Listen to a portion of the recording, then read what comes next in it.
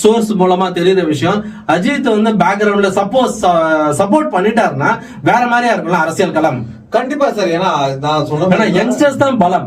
Youngsters தான் அதான் first வாட்டி ஓட்டு போடுறவங்களோட இது வந்து ஓட் பேங்கிங் வந்து கண்டிப்பா விஜய்க்கும் இருக்கும்.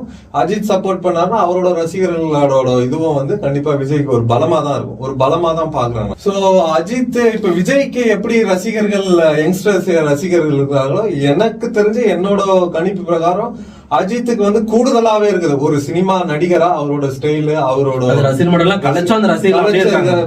அவருக்கான அந்த மாஸ் வந்து பாத்தீங்கன்னா அஜித்துக்கு வந்து விஜயை விட அதிகம் தான் நினைக்கிறேன்.